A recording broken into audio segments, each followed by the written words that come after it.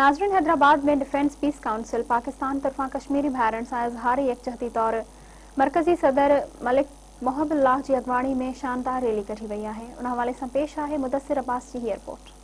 नाज़रीन, जो सॼे मुल्क में कश्मीरी भाइरनि सां इज़हार यकजहती जो ॾियारो मल्हायो पियो वञे। अॼु उन सिलसिले में हैदराबाद में डिफेंस पीस काउंसिल पाकिस्तान तरफा कश्मीरी भाइरनि सां इज़हार यकजहती तौर फतेह चौक खां हैदराबाद प्रेस क्लब ताईं इत्यादि रैली कढी वई आहे, जंहिंमें तमामु वॾे अंग में माण्हू शरीक आहिनि। असीं इन वारे सां डिफेंस पीस काउंसिल पाकिस्तान जे अॻवान सां ॻाल्हि ॿोल कंदासीं। नज़दीक छा चवणो आहे? जीअं त अॼु हिकु असां ब्लैक डे जे हवाले सां जीअं असांजा कश्मीरी भाइरनि जे मथां ज़ुल्म थियनि था, उन्हनि जो असां ॾींहुं मल्हायूं पिया हींअर, ऐं असां उन्हनि जे ख़िराज अक़ीदत पेश कयूं था।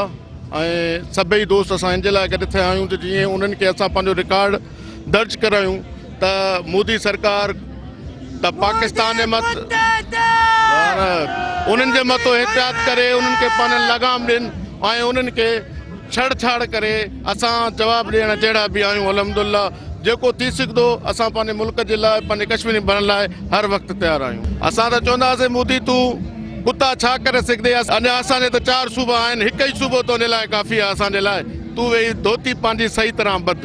जीअं त ख़बर आहे तव्हां सभिनि खे, अॼु कश्मीर सॉलिडेरिटी डे आहे, तो इहो कश्मीर जे हवाले सां मल्हायो थो वञे। जेको कश्मीर जे ज़ुल्म ऐं बर्बरियत आहे मोदी सरकार जे तरफ़ां, असां उन जे लाइ सख़्तु लफ़्ज़नि में मज़म्मत कयूं था ऐं असां कश्मीरी भाइरनि सां गॾु आहियूं। हर ॾुखे वक़्त में, हर मोड़ ते असां उन्हनि जी मदद कंदासीं। साईं, अॼु को पाकिस्तान जो जेको कश्मीर डे आहे उहो वॾे शान शौक़त सां मल्हायो पियो वञे। असां पाकिस्तान जी अवाम जेका आहे उहा कश्मीर सां शाना बशाना गॾु आहियूं ऐं इनशाअल्लाह कश्मीर पाकिस्तान थींदो, दुनिया ॾिसंदी। असांजी डिफेंस पीस काउंसिल पाकिस्तान जे प्लेटफॉर्म ते जेका रैली निकिती आहे, इन जो मतिलबु इहो आहे त असां नौजवान दोस्तनि में ऐं पब्लिक में हिकिड़ो मोबिलाइज़ेशन कयूं त कश्मीर जी अवाम सां यकजहती जे लाइ सभु नंढा वॾा गॾिजी निकिरो ऐं इनशाअल्लाह असां पाकिस्तान फ़ौज MI से असां शाना बशाना गॾु हलंदासीं। ऐं जेसि ताईं कश्मीर आज़ादु न थियो आहे तेसि ताईं असांजी तंज़ीम जो प्लेटफॉर्म पाकिस्तान जे प्लेटफॉर्म पाकिस्तान आर्मी सां गॾो गॾु हलंदो। पाकिस्तान जिंदाबाद, डिफेंस पीस काउंसिल जिंदाबाद, पाक आर्मी जिंदाबाद। Inayat Ali Jahtyal, district chairman defence peace council Pakistan. असीं हींअर जेका रैली कढी निकिता आहियूं कश्मीर भाइरनि सां जेको ज़ुल्म आहे 550 ॾींहं थी विया आहिनि ऐं असांजो नौजवान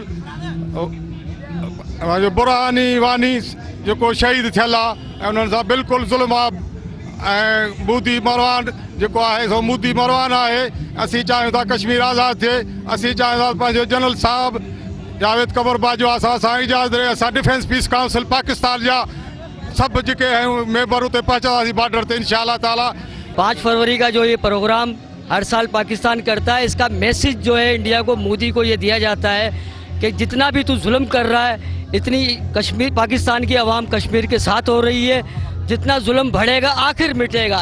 मोदी को मैं ये पैगाम देना चाहता हूँ कि तू अपना इंडिया संभाल ले। अब इंशाअल्लाह इंडिया के टुकड़े होने वाले हैं। इंशाअल्लाह पाकिस्तान जिंदाबाद, पाक आर्मी जिंदाबाद।